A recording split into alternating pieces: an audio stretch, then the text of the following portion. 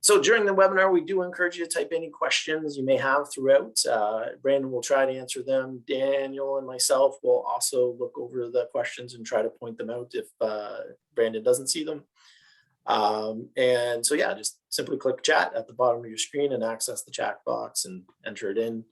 So without further ado, I'm going to introduce Brandon Currie, who is our guest speaker today, who is a Brock alumni, graduated in 2005 with a BBA. Brandon was born and raised here in Niagara, lives in St. Catharines with his wife, Kristen, and their 2 children, daughter Hartley and son Braxton. Brandon has traveled around the world, including 3 years in Australia. Brandon holds the 2 highest designations in his field of business, the Chartered Life Underwritings designation and the Certified Financial Planning designation. He also has obtained his Registered Retirement Consultant and his Chartered Health Insurance Specialist designations. Next year, he plans on challenging the Certified Executor Advisor designation to aid all of his clients with the tedious task of not only writing and planning their own wills and power of attorneys, but also to aid clients if they ever become an executor of a power of attorney themselves. In his spare time, he's a committee member of the Wise Guys Charity Fund and loves to cycle in the spring and summer and play pickup hockey in the fall and winter.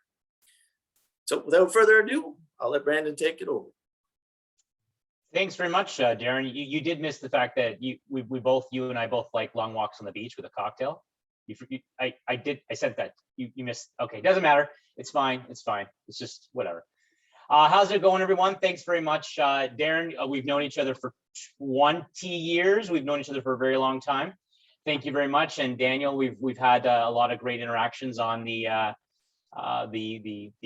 alumni for the business school. Thanks very much for having me. Thank you, everyone, for taking time out of your day. So I want to talk about, I have a couple of slides and presentation, very, very small.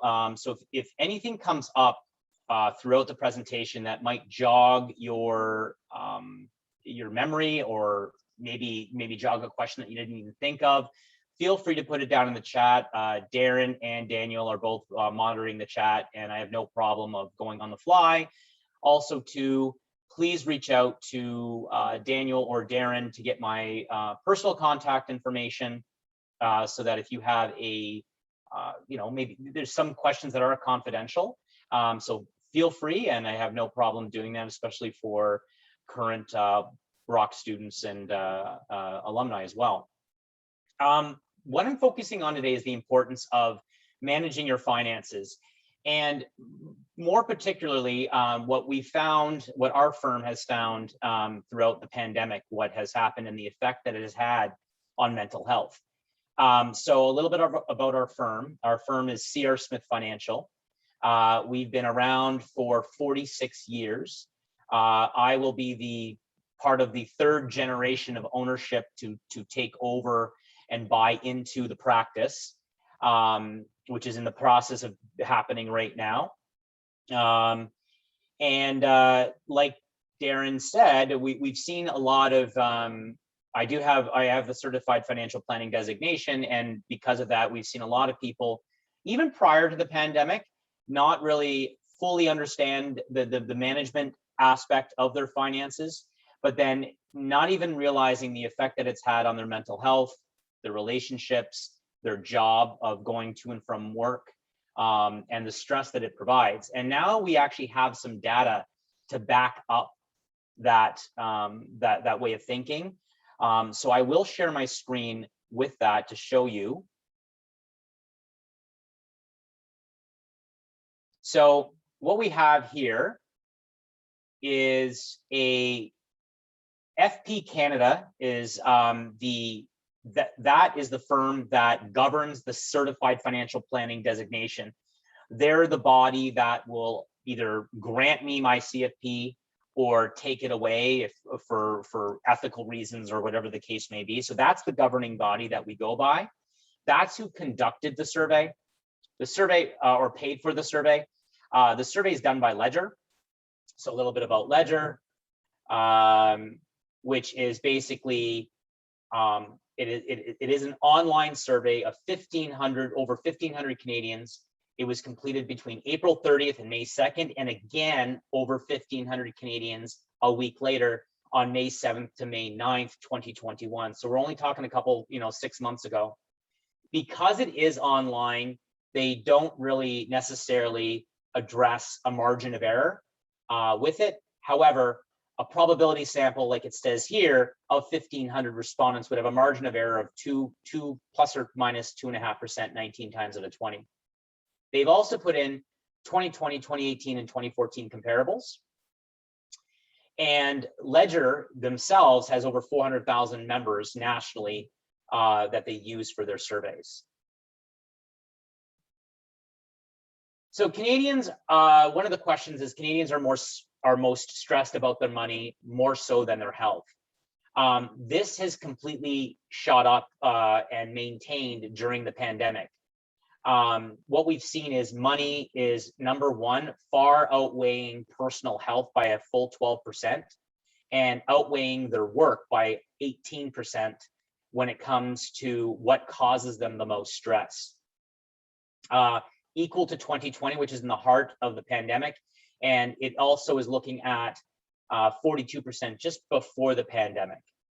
Now, who is getting the brunt of this? It's the under 35 demographic of 44% is what's driving this this probability up. The over 35, it is still high at 36%, so over 1/3. But why the under 35 is what we're finding when you dig deep into the data.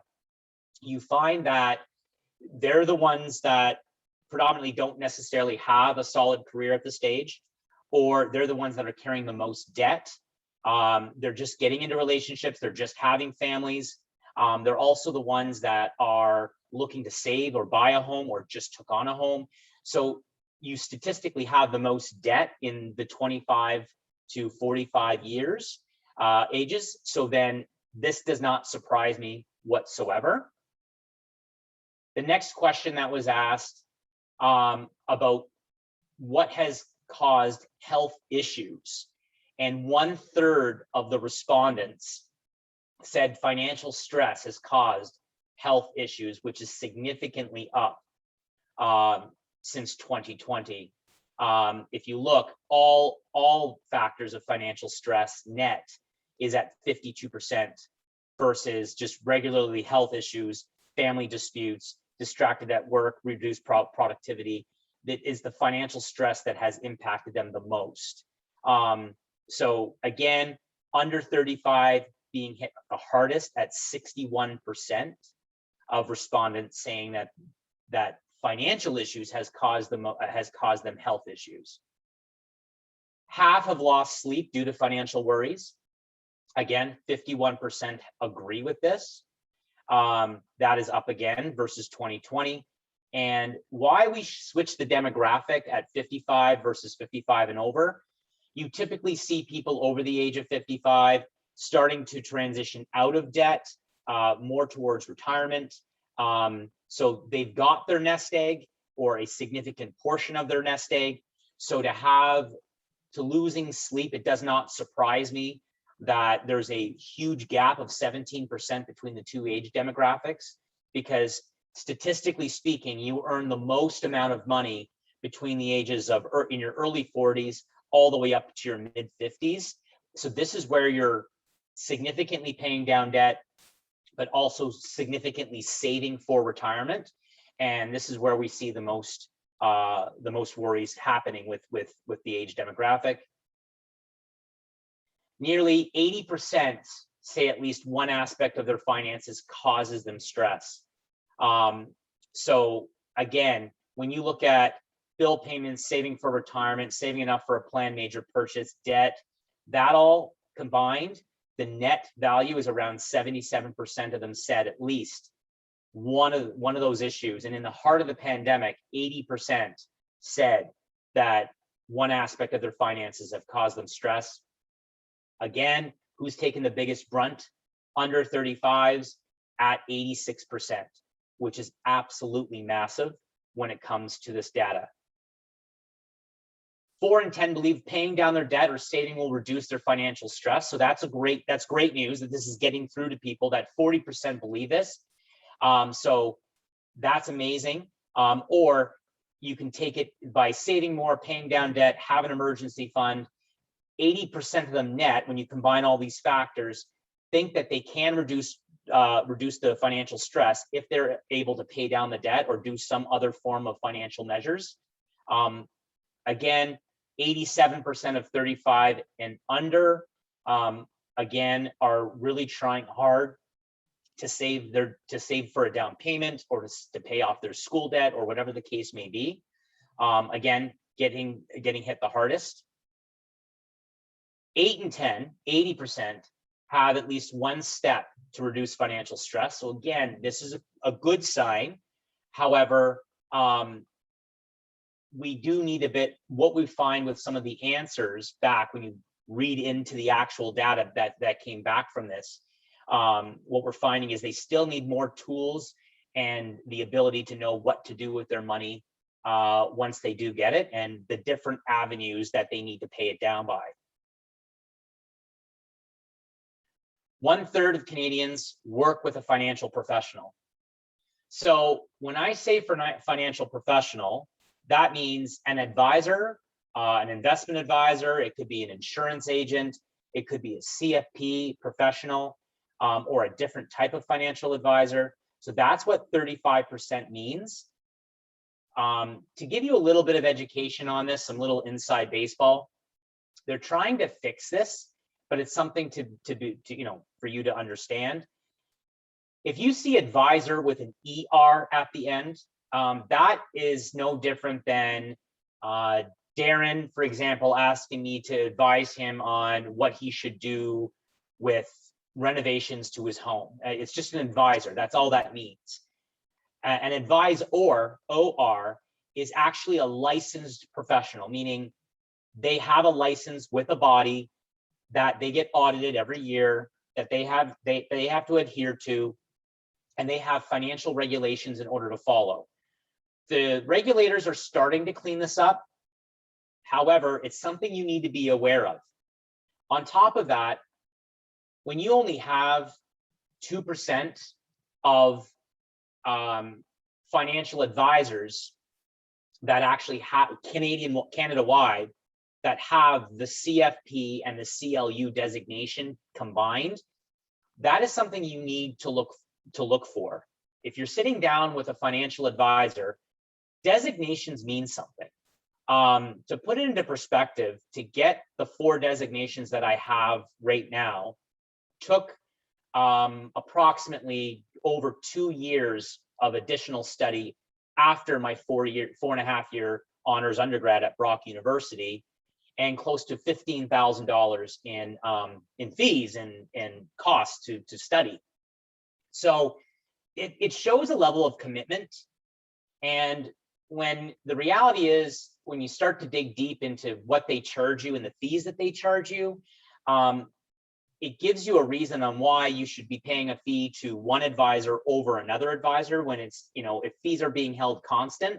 The designations do mean difference. Now, there's bad apples in every industry. It doesn't really matter, but it does show a different level, because not only do I have, for example, the regulator, which is the MFDA, that also audits me. I also have FP Canada that also has a level of ethics that I actually have to adhere to in order to keep my CFP designation. If majority of Canadians could turn back time, so again, we talked to people in their late 40s and early 50s with this, 40% would start to save more earlier on. And that is basically comes down to math. It's the time value of money. The earlier you start saving, the more compounding of your money is allowed to take place, the more money you're going to have in your future.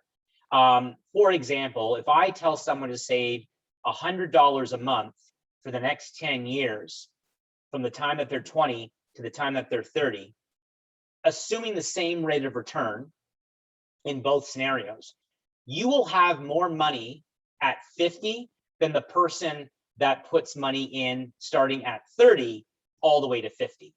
So you starting at the age of 20 for just 10 years of contributions and just letting that money compound for an additional 20 years to age 50, you will mathematically have more money than someone who contributes for 20 years, the same amount, same rate of return, because you started 10 years earlier. It is simply math. It is just the compounding and the power of compounding on money, which is why the minute you have the ability to start saving and to open up that tax-free savings account, to open up a non-registered account is the best way to go because of the value of compounding. This doesn't really shock anyone. You know, close to 50% of respondents said COVID-19 pandemic has impacted their levels of financial stress. I'm not really surprised by this. I am a little shocked, to be honest, by the 53% that said it has not impacted them.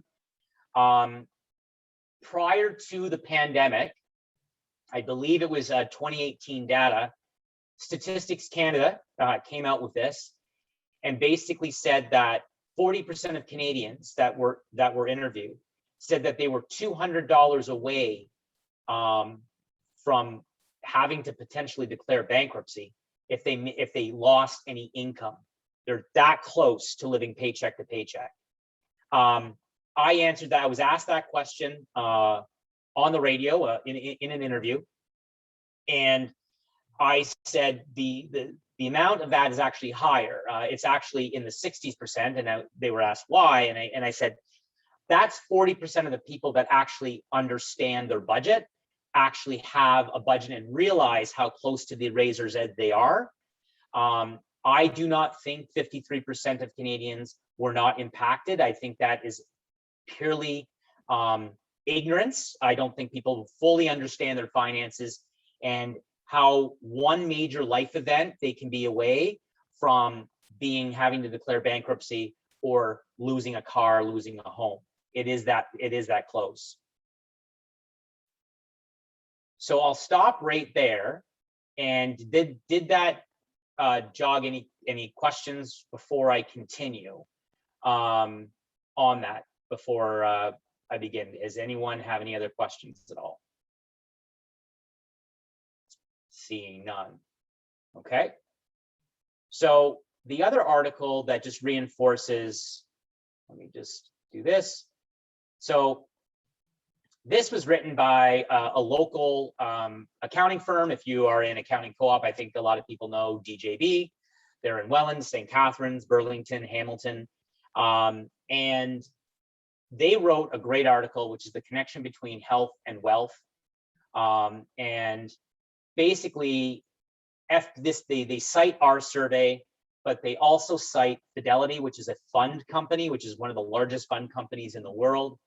And they essentially found the exact same thing on the ability on how managing your finances properly affects your mental health, your marriage, your relationship, your job, and allows you to basically, I will send this to Darren and Daniel for you to share with anybody that wants to read the article. I'm not going to read it to you, but it just goes to show you that this is real, and starting early is what you need to do in order to have the ability to make a great career choice and not be hampered with worrying about how much money you're going to make versus how well you're going to enjoy your life, enjoy your job, enjoy that work-life balance, because you've got your finances under control. I've always said cash is king. We need to go back to the days of grandparents or great-grandparents where if they didn't have the money, even if they had a credit card, if they didn't have the cash in the account to pay for that, they didn't buy it. Society has very quickly gone away from that. And it's just something that you should start to do now in order to do it. And one of the things that I do personally, I'll show what I do and on how much detail I actually go in. This is a sample Excel sheet of what I do for my own finances. And that is, I literally track wages bi-weekly and monthly. not including any bonuses. Bonuses are there for a reason. They're actually called bonuses for a reason because they're bonuses. They're not guaranteed. They're not guaranteed at every job that you go to. So to include a bonus on something when a company can very easily remove that bonus structure or change the metrics that you use in order to get that bonus, is the reason why I don't include bonuses in my cash flow statement. So if you're an accountant, you understand what I'm talking about. There's income statements and cash flow statements. I strongly advise people to utilize a cash flow statement in Excel. There's templates, or you can create your own template. I look at wages. I look at internet. If you get a subsidy from your employer for internet or office or phones, any mileage that you might get from your employer at 53 cents a kilometer or 45 cents a kilometer, that helps offset fuel costs, which right now are $1.50 if you are driving a fuel car. Your mortgage, you would not believe the biggest purchase that the majority of Canadians will ever make is a purchase of their home. And the amount of people that do not know their mortgage balance and their monthly or bi-weekly or even weekly mortgage payment, along with the interest rate that they're paying, is staggering. They go in, they buy their house, they're really excited, and then they don't look at it for another 3 to 5 years until they're looking at breaking their mortgage or renewing their mortgage. Property taxes. Pretty much now, every single person with their property taxes, I do not incorporate my property taxes with my mortgage payment. I just feel that it's highway robbery. I don't like that. I don't like the bank holding on to any more money than they have to. I also amortize my property taxes over 10 months, which most municipalities you can do. So if it's $6,000 a year in taxes, you pay $600 a month from January to October. You take November and December off, and then they start back up again in January. Home insurance, auto insurance, and any line of credit payments or loan payments. Your water bill, again, you can do equal billing on your water bill. You can do equal billing on your hydro, equal billing on your gas, which keeps your costs consistent and only gets renewed once a year so that your cash flow is fairly consistent. All the way down to something as simple as a haircut, or I talk to people all the time. The amount of people that I talk to, for example, the guys out there that say, oh yeah, I pay $400 a season to play hockey, to play pickup hockey. And I'll be like, oh, that's great. Okay, fine. Put that into the cash flow statement. And I'll be like, well, what do you do for beers afterwards? And they're like, well, I didn't budget for that. Because everyone on this call knows you don't just sit in the dressing room and then leave. You always have beers afterwards. You always end up taking in more calories after the game than that you burnt off during the game. That's a complete, that's a facade if anyone thinks otherwise. Hair appointments. I mean, something that you go 6 or 8 weeks for costs $250, $300 in some cases. You need to track that because it allows you also, it might sound nuanced or stupid in the beginning, but the more work you do in the beginning allows you to catch mistakes. So I'll give you a personal example of mine. One of the biggest scams that are out there right now is renting a hot water heater. And they usually get added in on your gas bill.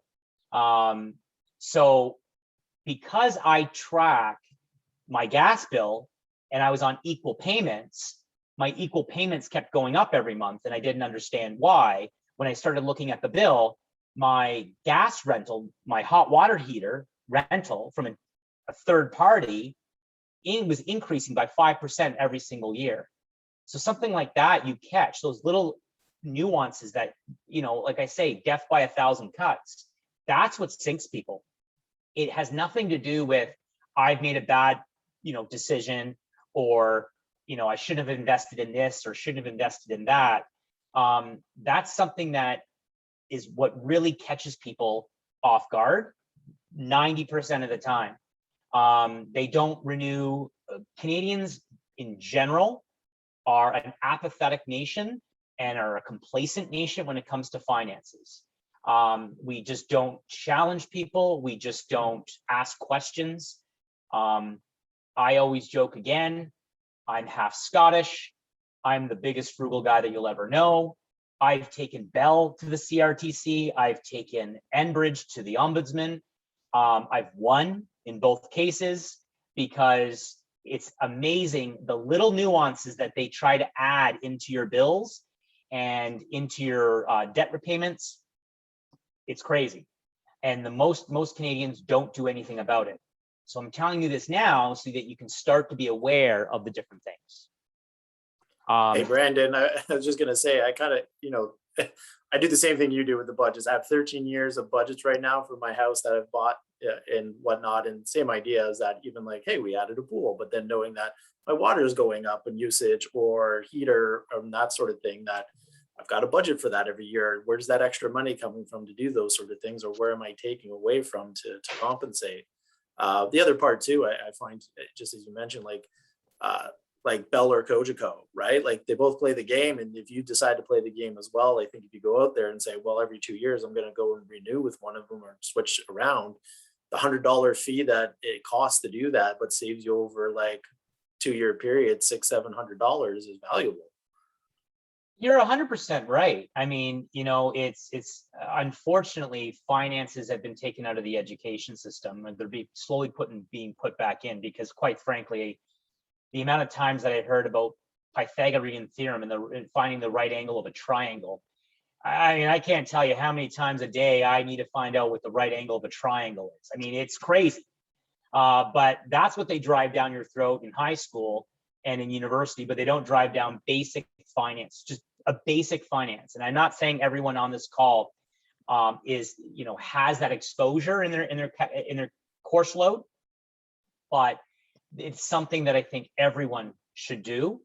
And I'm talking to a bunch of students potentially here, or maybe you're an alumni and you wanted to come on this call and you're looking maybe for another job. Knowing your finances and knowing how to manage them allows you to effectively negotiate your next salary. If you don't know what you're worth or what your expenses are, how can you even start from a place of a negotiation? So there's something called, this is why knowing your finances and managing them properly allows you to be in the driver's seat in a job interview and negotiating a raise, or if you get headhunted or you're looking for another job, knowing what you're worth and also knowing what the salary package is. The amount of times that I have conversations with clients that are entertaining or have already left a job for another job thinking that they made an extra $5,000 or $6,000 a year, let's just say, and they haven't even factored in taxes, right? So they're thinking, oh, I'm making an extra $6,000 a year. And I'm like, no, you're not. You're losing 30% to tax. So you're actually making $18,000 less than that, or whatever the amount, $1,800, whatever the amount is. And when you break it down to people, like their, for example, like their pension plan, their pension matches, their benefit plan, that's so huge. The costs that are associated with that, I challenge anybody out here to go online, start quoting your own benefit plan and finding out what the cost is per month, $300, $400, $500 a month to get coverage. And that's assuming you don't have any pre-existing conditions. A pre-existing condition can be something as simple as birth control to some companies. I know it sounds stupid, but that is literally potentially a pre-existing condition. Or even like a blood, like a cholesterol medication or anything of that nature. These are huge variances, and the devil is in the details. Now, I notice I had a question here. What are your recommendations from Sabrina or suggestions when dealing with Bell for internet or cell phone? Well, Okay, you're talking to a guy that took him to the CRTC. You know, with any cell phone provider, because they're all the same. So the way the internet and cell phone providers work, cell phone not so much, but internet providers and cable works, it's regionalized. So the unfortunate thing is, if you want cable or you want high-speed internet, you really only have two options, which is Bell and Cogeco. You do have third-party options, but they buy the internet or the bandwidth speed off of one of those two providers. It is what it is. Again, I always look at the devil being in the details and looking at what the costs are and what you get for those costs. So many times people call me up, you know, they're trying to win my business or trying to win whatever. The first thing is knowing what your bandwidth or what your cell phone provider is, and not being scared to ask the question going, yeah, but what are you going to be getting me in return? How long is this contract going to be in place for? Those little nuances means the difference, right? And I always go with the theory that I personally do not have more money than Bell. So I have no hard feelings, and I have no, I don't lose sleep over taking Bell or Cogeco or any of those big companies to the grind because of the fact that, you know, they snookered up one of my bills. So I've got zero issues. That's just my personal opinion on it. I hope that answers your question, Sabrina. Oops. Are there any other questions at all? Let me just see here. Okay. The next thing I want to talk about, which is the with this demographic that I get quite a bit, and that is, what debt do I pay off first? Okay. So let's break this down into different types of debt. Okay, so there's good debt and there's bad debt. Good debt is education debt. That's good debt. In the theory is, unless you're taking a basket weaving course, this degree that you're getting has a return on its investment, with the idea that you are going to be getting a better job opportunity after school than if you were to have just left prior to just right after high school, maybe just got a general GED or whatever the case may be. So in theory, financial planners look at, and accountants look at education debt to be good debt. Mortgage debt, it's an appreciating asset. Bad debt, anything consumer, any credit card debt, any line of credit debt that you can't really link to anything. It's just like, I decided to go on a trip. Bad debt. For the most part, car loans, bad debt. Car leases, bad debt. That's just bad. You have a depreciating asset, and these car companies nowadays are locking you into 7, 8, I've seen 10-year car loans.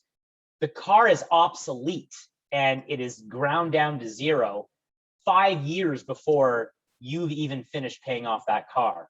So try to avoid that as much as possible. I'm not saying don't take it on to get the car. I'm saying try to pay it off and use bonus payments as much as possible to pay down that debt. Again, I'll use a personal example. I turned around, we have 2 kids, 5 and 3. So anyone on here that is a parent knows that they just ruin everything. You can't keep anything nice, nothing. Cars just get destroyed. So what do? We went out and bought a used Honda Odyssey 2015 back in July of 2019. Yes, we took on the 7-year mortgage because 7-year loan, because that gave us the best interest rate. So that should be your only governing beacon, because that's what you pay the banks. So the principal is yours. What did we do?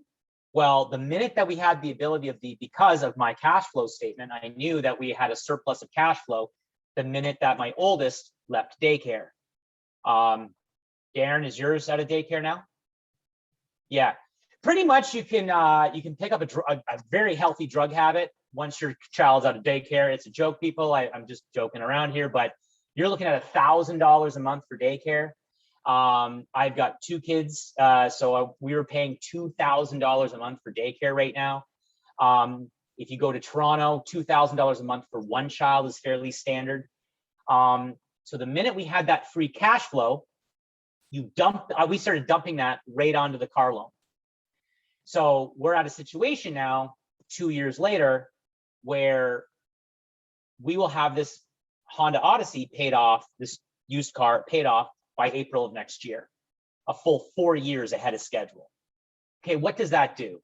Well, one, I'll be freeing up cash flow, more cash flow, because I had that fixed car payment a month. That will be coming due. I'll have a surplus. Number 2, what else has happened? Well, there's 2 types of things that you need to know when borrowing money. There's your credit score and there's your beacon score. Both of those shot through the roof, close to 800 on the scale. Why?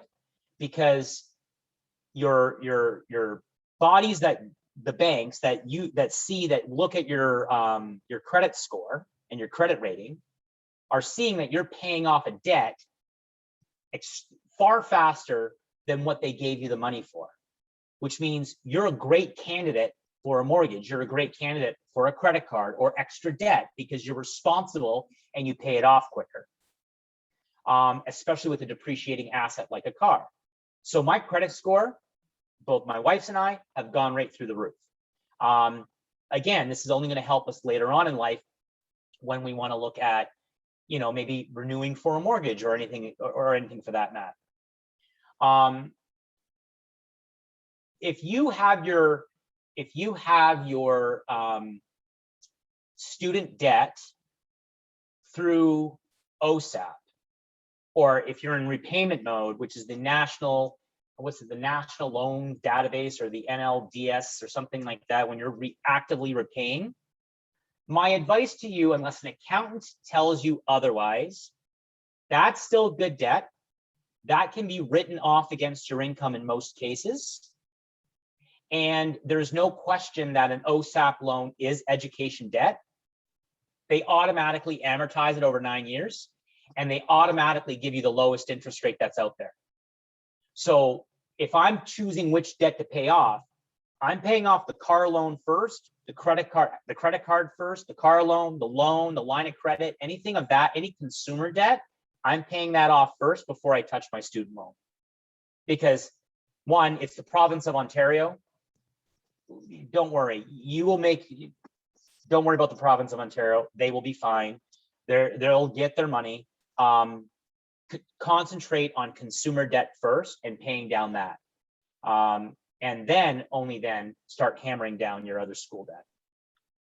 Brandon, I just want to bring to your attention, while we're on the topic of student debt, we did have a question come in from Lisa. Yeah.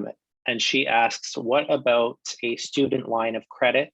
Would this be considered good debt because it funded my studies, or is it bad debt because it's a line of credit? Oh no, as long as that line of credit is directly correlated to your student, like your student loan. Like I see this a lot, student line of credits. I see that a lot with physicians and nurses and people that have lots of studies. So they just give them one giant student loan because school's so expensive. As long as it's labeled properly as student debt and that your accountant or whomever's doing your taxes knows that it is student debt, that you can write it off against your income, then it's fine. A line of credit is basically a fancy way of saying variable interest and variable payments. So on a line, the difference between a loan and a line of credit, well, a loan has a fixed term with a fixed interest rate with fixed payments that you have to pay off. You can accelerate those payments if you want to, like a car loan, but that's what that means. The second is a line of credit. Well, the only requirement for a line of credit is just to pay the interest. That's your minimum payment. What you need to be worried about with a line of credit, and the slippery slope that many Canadians get themselves into, is they only make their minimum interest payment. And what ends up happening is you're just paying the bank more and more and more money because your principal stays the same and the bank is making more money. That's how banks make money. They make money on debt. They don't make money on servicing you. That is their biggest division on how they make money. So to be slicing away principal every so often is a great thing. But no, your line of credit, as long as it's student debt and used for nothing else, it's totally fine. I don't have any issues with that whatsoever, because it typically is some of the lowest interest rates that are out there. No problem, Lisa. And okay, let me just go here.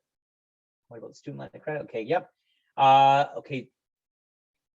I have a question about buying a house. If I'm saving to buy a house, what investments or savings accounts would benefit me to maximize the amount I'm putting away for a down payment? Tax-free savings account, all day, all day. Tax-free savings account. Do not use your RSPs. It's the biggest scam going. Well, it's not a scam, but you got to borrow it. You got to pay it back. You got to amortize that over 25. It's 15 years. It's a gong show. Yeah, if you don't pay it back, if you don't make the minimum payment back, they add it to your income. If I had the tax-free savings account, which was only created in 2009, back when I bought my first place, I would have used the TFSA. Mark my words on this call, the tax-free savings account will be the most powerful investment vehicle in Canada, bar none, for all Canadians. And if anyone looks to touch that politically, and I mean this, you should punish them in the polls, because this affects every single Canadian. Let me explain why. Let's say you're making $100,000 a year. You accrue RRSP room by multiplying your last year's taxable income by 18%. So let's just use 100,000. You added $18,000 in 2020 to your 2020 RRSP room because it's previous year's income. If you have any sort of pension plan at work, defined contribution, deferred profit sharing, or a defined benefit, that erodes your RRSP room. So what you find with a lot of people, teachers, police officers, firefighters, people at Brock University who have great pension plans have like next to no RRSP room because of something called the pension adjustment, and it erodes it. Now, you're probably thinking, I don't care, what's the big deal? Well, it is a big deal later on in life when you start making more money and you have no RRSP room to offset that higher income. Once you use RRSP room, you lose it. So in your 20s and in your early 30s, why you're investing in RRSPs, unless you're making six figures plus, over $70,000, $75,000 a year, then let's start talking about RRSPs and contributing to offset your tax. Otherwise, there's no point. You're burning RRSP room at a time when you should be using it for when you're at a higher tax bracket. Tax-free savings account, on the other hand, is granted to you by the CRA. Right now, it's $6,000 a year the minute you turn 18.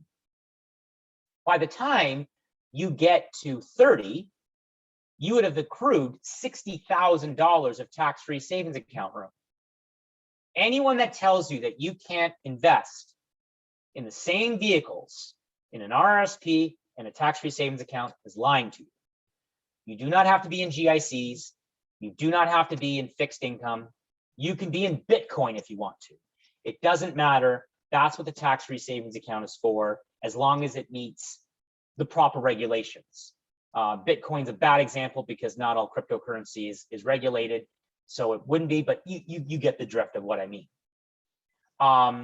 So to save up for that house, I would definitely use the tax-free savings account room, because once you use it and you withdraw from the TFSA, you get that room back come January. So you can start saving for that other big purchase again. So that's something that I use. Also, if I've got $1 million in RRSP money, and I've got $1 million at a person who's 65 in tax-free savings account money, I, as the financial planner, have to look at that. Well, that RRSPs, because you got that tax break earlier on in your career, That's not $1 million. That's $1 million less tax. So if you want to take out 100,000 a year or whatever, it doesn't matter what that is. Tax, the 30% needs to be withheld and given to the CRA on your behalf, and the rest gets sorted out at the end. Okay, tax-free savings account. I have $1 million. That's $1 million tax-free. You are a multimillionaire, tax-free. There's no taxes. It does not affect your OAS. It doesn't affect CPP. It doesn't affect taxable income. That is all your money. Why? Because CRA said, we didn't give you a tax benefit 20, 30 years ago. We didn't give you a tax refund. We taxed you on that money. You put it into your tax-free savings account. You invested it properly, and now it's worth $1 million. All right. Now, I'm not saying in 20 years they don't kind of catch up and make some changes to that, but as of today that I make this statement, the TFSA is the most powerful vehicle. And Vidal, here we are. How would you? Oh, you're welcome. I believe it's Celine. I hope I pronounced your name right. How would you handle if your wife prefers to carry debt longer and paying less versus your thought of paying more debt now for less time? Because I'm in a partnership and finances are jointly managed. Really great question. Very good question. And I see that a lot. How can I answer this? Again, one of the major discussions that I had with my partner at the time, wife now, was finances. I honestly think it is the #1 reason for divorce or common law partnership breakup. It is a significant, as I just proved to you with data, it causes the most stress. People need to start incorporating these conversations with their partners on how they look at debt, how they feel about debt, what's their education level. Now, in my relationship, obviously that's the wheelhouse that I drive, and that's okay. That's what I do for a living, and it's what I love to do. I geek out on this stuff all the time. So, but that's not necessarily the case. But I do find that one partner is more stronger or suited for that type of detail than the other partner. That's very, very standard. It depends on what debt your partner wants to carry longer than somebody else. Like if we're talking consumer debt. So I'll give you an example. I had a client years ago that needed to see $10,000 in their checking account. Why? It was some sort of mental thing that they had in their head. And Darren, I think you know, like we get a lot, we come across a lot this, right? And everyone has their own idiosyncrasies. I got my own, and the same in some accounts that I need to see a certain level. But they had a maxed out line of credit. So you had a maxed out line of credit at like $15,000 or $20,000, something ridiculous, paying at that time, I think 3.5% or 4%, only making minimum payments, which is only making interest only payments. And you got 10 grand sitting in a checking account, earning nothing. Well, think about it for a second. Any decision that you make, what is the cost benefit analysis is what you always have to ask yourself. So if Brandon, sorry, just to interrupt, there is a quick update on the question. He was referring to mortgage debt primarily. Beautiful. Okay, then let me get into that. So mortgage debt primarily. Okay. So I'll finish that and then I'll start the mortgage debt. This wasn't mortgage debt. So this is just consumer debt. Anytime that you're not paying off debt, and this is a roundabout way of answering your question, but you have it invested somewhere else, only if the interest that you're earning on that debt or on that investment outweighs the interest that you're actually paying to borrow that, that's your opportunity cost. So if I'm making 5% on my investments, but I'm not paying down my mortgage or I'm not paying off my line of credit or credit card, that interest that I'm earning out in the market better outweigh the mortgage debt or the credit card debt that I'm leaving behind. Because you need to take that off. That's your real rate of return. So that, now as for mortgage debt, typically interest rates are so low right now. That's the last piece of asset. As long as you're making don't ever do monthly mortgage payments. Again, the bank makes more money. There's tons of calculators that prove that I'm right on this one. Literally go on to any major financial institution, type in your amount, and do a comparison of interest paid over the life of a mortgage on a monthly payment versus interest paid over the life of the mortgage on a bi-weekly payment. You save tens of thousands of dollars in interest. It is astronomical. So as long as you're paying bi-weekly versus monthly, which is 26 payments a year versus 12, I wouldn't be too concerned about that right now because interest rates are so low. But any other consumer debt, I kind of getting a bit worried. So got that. Okay, well, thank you very much for joining. What are my thoughts in regards to savings plans for children, RESPs? Okay, excellent question, Sabrina. I just had a call this morning about that. Be very, very careful what RESP vehicle you choose. There's a lot of them out there. They're not all created equal. I won't mention companies, or that's not what I do. But definitely talk to an independent financial advisor. So for example, I would be classified as one, even though my license is parked with the Sun Life brokerage. I am not tied to Sun Life. Make sure you understand your RESPs, what they're invested in. They're a great tool. But there's certain rules and regulations that are surrounded the RESP that you need to be realized. There's also a lot of companies out there that are group RESPs, like they're one giant group of pool of money, and you don't necessarily get access to all that money. You only get a sliver of that money, and the fees that are associated with withdrawing that money. You really need to read the fine details and talk to a professional about that. I've seen a bunch of parents get burnt.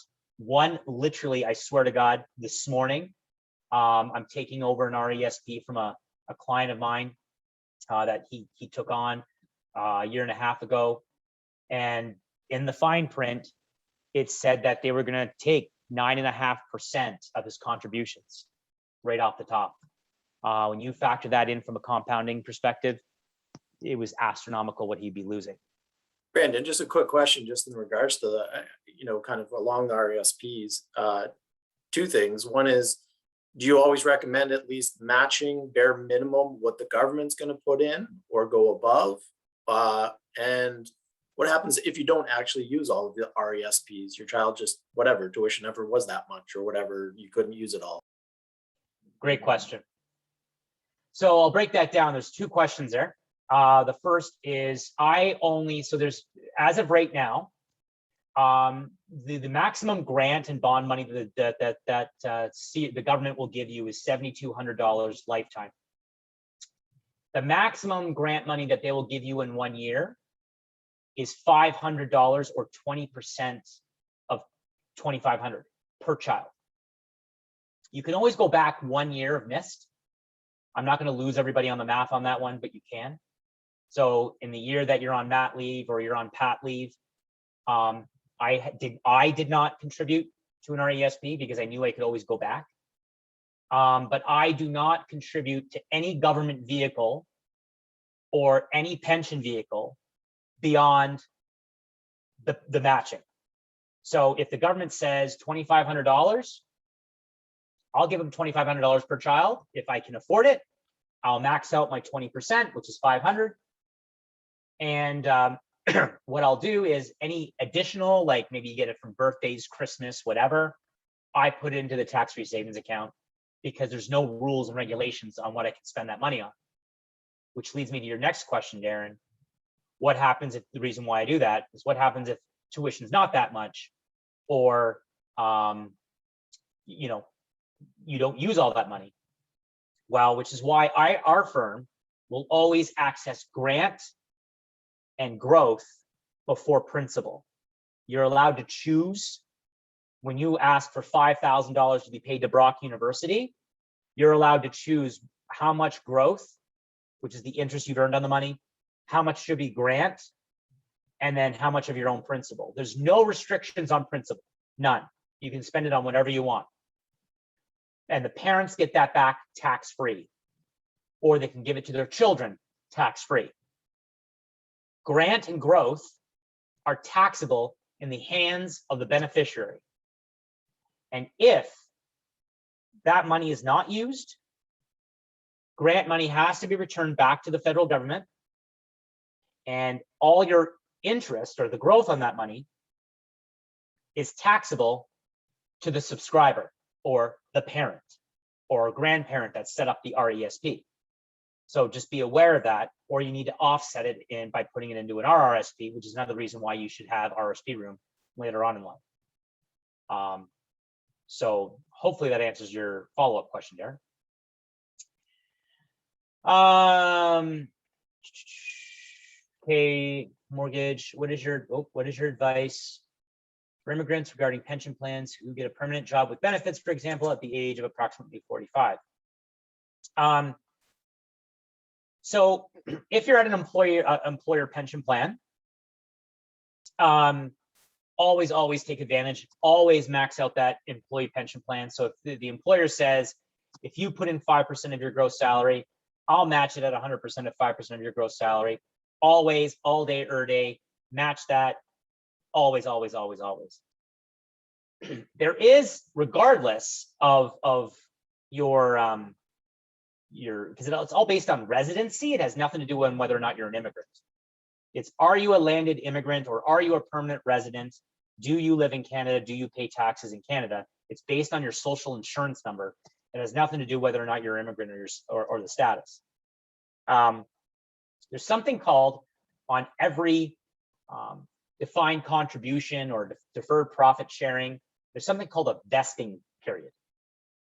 And typically it's 1.5 or 2 years, meaning you need to be with that employer for that vesting period before you get access to their contributions. Your contributions are always returned to you, either taxable or if you want to transfer it into another vehicle. But the employer's contributions are not accessible to you unless you've been with the company past that vesting period. So that's a little detail that you need to know about. Hey, Brandon. Yes. We're hitting that 1 o'clock mark, and I do see some people are starting to leave because they've probably either, booked their time to get back to work. So before everybody does leave anyways, I just wanted to thank you anyways. Thank everybody for attending. Thank you, Brandon, for taking your time providing this information. It's great that you're doing that as an alumni for your fellow alumni and any students who might be here today. As mentioned, we did record the webinar, so this will be available on our on-demand section of our webinars, which you can access at brocu.ca/alumni/webinars. I'll also email the link out later with a survey. So I do ask that if you enjoy this and help us with our programming of our webinars is to fill out that survey. And if there are any other further questions, happy to stay on for the next little while. Yeah, I don't mind. Yeah. Go for free. Feel free to. But I just wanted to say thank you and let everyone know that we will email the survey, and this will be available on demand as well if anybody wants to review. Yep. So I'll keep going on that one. With regards to who becomes a Canadian citizen but not born in Canada, my understanding is that non-born in Canada people have different access to pensions. I think that's Gabriel, or I can't read the name right now. Yeah, Gabriel asked that question. I don't know. I need more context to that question. I've never heard that before. It's all based on residency. Maybe you're talking CPP or OAS, in which case residency and contribution period, that does have an effect on whether you're an immigrant and whether or not you live here in Canada or not. Those are rules. But as for employer-sponsored pension plans, there's nothing to do with that. As long as you have a SIN number, you have a job, you're a resident here, you get to participate. And if you leave, and I know this because I lived in Australia for 3 years, I ported all my pension back to Canada. So, and we have tax treaties with the US, Australia, the UK. So that can actually happen. And meeting my MBA in January at Brock. Perfect. Awesome. Well, thank you, Haley. So yeah, I will email that Excel sheet to you, Darren and Daniel, just so you can have it to share with people in some of the articles, and go from there. Are there any further questions? Let's see here. So yes, Mr. Vidal, I think that's your last name. Don't know. By all means, reach out to Daniel and Darren. They have my contact details. You know, Darren has me on speed dial, right, buddy? Yeah. Press 1, number 1. Yeah, so feel free, reach out, shoot me an email, and probably easier to go over different things over the phone than over a webinar. Yeah, and with the email I send out on the survey and or the on-demand, once that's available, any links you have, articles, that kind of stuff, we can also send out to everybody. And Sabrina had a quick question, what you should look for. License, where they're like, are they licensed? You can ask that question. Are you licensed with IROC or an MFDA, or like you need to have a license to sell me something? And then designations. And I want to stress this. I'm speaking to either alumni, MBA grads, or current undergrads. You are spending tens of thousands of dollars to get letters after your name. And the very fact you don't ask that from your financial advisor is asinine. Think about that for a second. You're spending $40,000, $50,000, $60,000 on a degree from Brock University, and you're not asking that for the person that's supposed to managing your pension money. Like, you need to ask that question. Designations mean something, just like how an MBA means something, just like how an undergrad means something. CFP, CLU, these are the top designations in Canada. Ask for them, because people have to go there I can tell you, I'm audited every single year. I have an ethics code, and I'm reviewed every year in order to keep my CFP. It's do not be afraid to ask, and that is how you compare apples to apples. I hope that helps, Sabrina. You're welcome. Are there any other questions at all?